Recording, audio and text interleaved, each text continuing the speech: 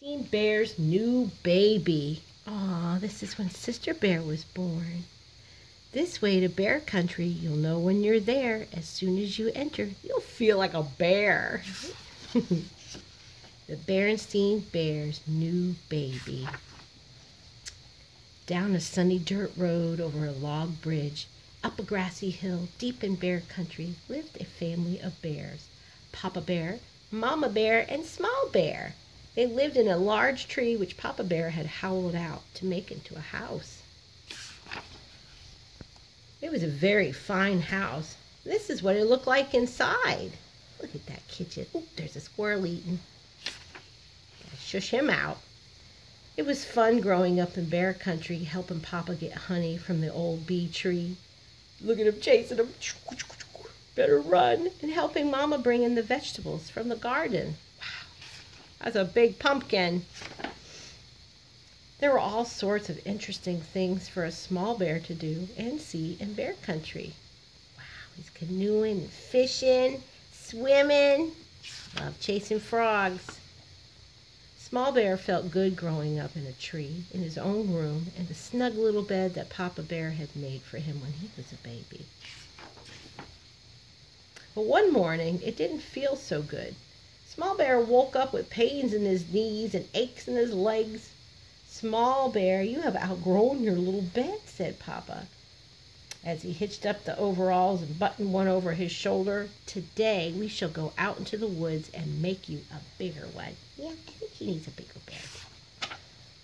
With that, he ate his breakfast and a piping hot porridge, washed it down with some gulp of honey from the family's honey pot, took his axe and was out the door.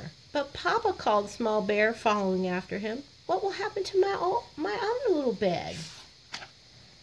Don't worry about that, Small Bear, said Mama Bear as she closed the door after him.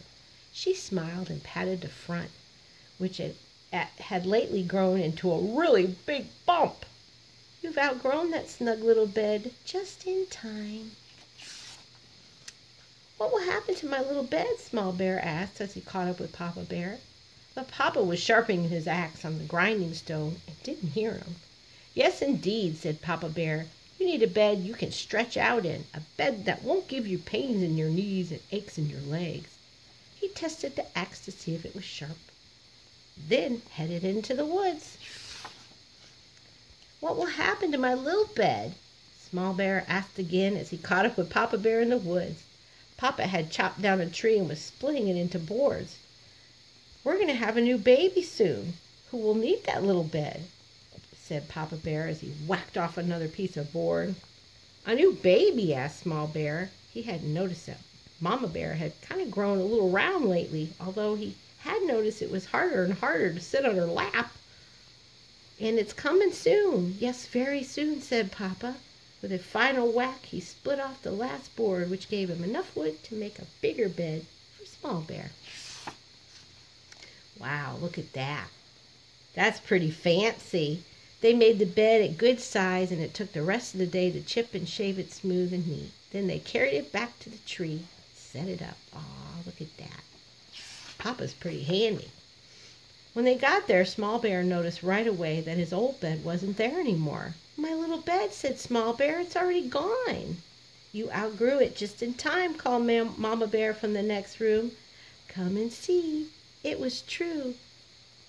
There was his snug little bed with a new little baby in it. Small Bear had outgrown his snug little bed just in time for the new baby's sister. Wow, now he's a big brother. She was very little but very lively. A Small Bear leaned over for a closer look, and she popped him in the nose with her tiny fist. Said Small Bear. She has a pretty good punch for a little baby. That night he stretched out proudly in his big bed. Ah, he said, being a big brother's gonna be fun.